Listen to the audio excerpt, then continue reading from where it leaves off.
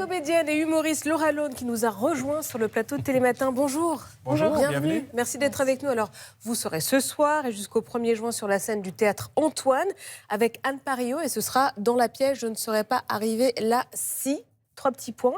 Alors, sans vouloir être sadique, méchante, etc., est-ce qu'on n'a pas un peu les chocottes le matin du soir d'une première? Tout à fait, ouais. Il y a beaucoup de stress et puis surtout que le jour de la première, il y a tous les petits détails à régler, les choses, on se rend compte qu'on n'est pas prêt, qu'il y a encore plein de choses à voir. Donc, beaucoup de stress, mais je file en répète là juste après. Donc, on va. Super d'être avec pour nous le mariage, ce matin. en général. C'est pareil, c'est ça. Ce matin, c'est dit, en plus, il y a les emmerdeurs de Télématin qui veulent que je vienne les voir à 9h, ça ne m'arrange pas. Bon, le point de départ de cette pièce, c'est une question posée par la journaliste Annick Cogent à une trentaine de femmes, Amélie Nothomb, Juliette Gréco, Christiane Taubira, Delphine Orviller, etc. Et cette question, cette phrase, c'est « Je ne serais pas arrivée là si », 3 petits points de suspension, extrait de cet entretien avec la comédienne Emma Thompson. Que répondez-vous aux hommes qui disent ne plus savoir comment se comporter à l'égard des femmes ?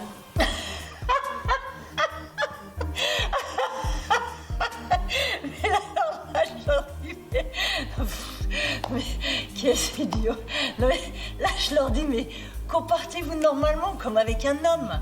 En étant courtois et respectueux, c'est quand même pas compliqué. Et si vous avez des doutes sur le consentement, pensez à la métaphore de la tasse de thé. Pardon ? C'est très simple.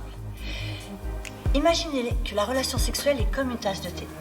Si vous demandez à quelqu'un, voulez-vous une tasse de thé ? Et que la personne s'exclame, j'adorerais. Alors courez faire chauffer la bouilloire. Si vous revenez et que la personne vous dit finalement j'ai plus très envie, vous n'allez quand même pas lui pincer le nez et merci de farcer dans la bouche. Elle doit changer d'avis. Bon, Laura, elle n'est pas anodine cette question et cette phrase « Je ne serais pas arrivée là si ». Et vous, qu'est-ce que vous diriez ? Vous ne seriez pas arrivée là si ? C'est une bonne question, mais d'ailleurs, j'y réponds dans la pièce. On a chacune notre moment avec Anne où on répond à cette question de façon assez intime et personnelle, donc je ne vais pas le dévoiler. Ah ouais, suspense. Alors, est-ce qu'il y a des hasards ou des rencontres, des accidents qui ont bouleversé votre vie ? Oui. Ouais. Donc là, on s'oriente vers la réponse du moment qui a basculé un petit peu. Vous allez révéler ce soir ? Il y a plein de choses. Moi, c'est vrai que c'est en ça que j'ai été touchée par cette pièce personnellement, parce que ça rejoint un élan, ça fait écho à un élan que j'ai dans ma vie personnelle et qui a animé aussi l'écriture de mon propre spectacle, dans lequel je parle beaucoup de moi de façon assez intime. Je parle de violence au sein du couple, de situations d'emprise.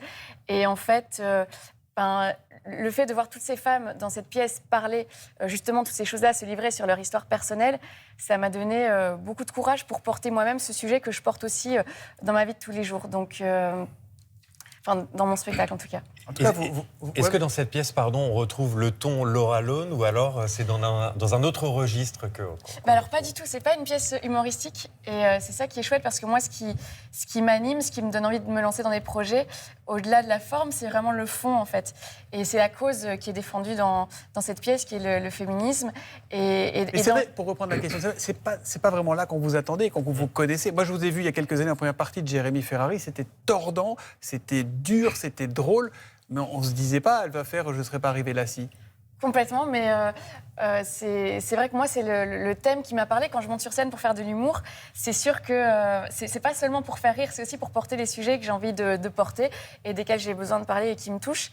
Et donc, c'est en ça que ça se rejoint. Mais effectivement, c'est pas une pièce humoristique. Et moi, j'adore pouvoir porter ces propos et pouvoir m'exprimer aussi dans d'autres émotions que l'humour. Quelle est la femme qui vous a le plus marqué dans ces réponses ? Alors, c'est vraiment compliqué parce qu'en plus, on a tellement envie de toutes les mettre. On a dû faire des choix. Ça a déjà été très compliqué de faire des choix. Je pense que celle qui m'a interpellée, c'est Françoise Héritier, qui est une anthropologue qui n'est plus là aujourd'hui. Mais en fait, ce que j'ai beaucoup aimé dans son approche du féminisme, c'est... le fait qu'elle a une explication, elle présente le féminisme de façon avec une vision très scientifique et très rationnelle. Et en fait, elle explique finalement la genèse du système patriarcal depuis la préhistoire. Et c'est super intéressant parce que c'est expliqué de façon très scientifique et c'est un angle qu'on n'aborde jamais. Enfin, moi, personnellement, je n'avais jamais entendu cet angle-là et je trouve qu'il est passionnant et ça aurait été vraiment donc ça, dommage. c'est celle que vous avez... Et celle que vous ne pouvez pas piffrer, alors Il n'y en a pas, il n'y en a pas spécialement. Ok, vous avez utilisé votre joker. Enfin, on a retrouvé votre premier fan et figurez-vous qu'il a un petit message pour vous ce matin. Il est là. Coucou Laura, un petit bonjour pour te souhaiter plein succès pour ta pièce et si possible autant d'applaudissements que pour ton spectacle habituel. Voilà, big bisous, à bientôt. Alors, ce petit message de votre papy, ça vous fait plaisir? Ouais, ça me touche beaucoup. Mon grand-père, en fait, ça a été vraiment le premier à venir me voir dans les tout débuts, les premières scènes. Il a toujours suivi et aujourd'hui, il continue à venir me voir en tournée dès qu'il peut. Il fait des kilomètres et kilomètres pour me voir et ouais, c'est un soutien indéfectible. On espère que ça vous portera chance pour ce soir. Ouais, tout à fait. Ouais. Il sera là ce soir? Il sera pas là ce soir, mais il sera là la semaine prochaine. J'ai une petite question personnelle, parce que ça a compté dans votre parcours. Vous avez été diagnostiqué Asperger assez tard. Comment vous l'avez appris et qu'est-ce que ça a changé dans votre vie, en fait? Je l'ai appris, en fait, assez tard. J'ai toujours senti qu'il y avait quelque chose chez moi à creuser, mais c'est un ami qui m'a dit un jour, t'as des traits autistiques, tu devrais faire des tests. Au début, je me suis dit, non, je crois pas. Puis finalement, j'ai commencé à faire des tests. Je me suis dit, oui, en fait, il y a plein de choses qui me parlent. Et j'ai eu mon diagnostic. Et ça a changé beaucoup de choses. Ça m'a permis d'accepter toutes ces petites différences qui ont fait que toute ma vie, je me suis toujours sentie à côté de la plaque.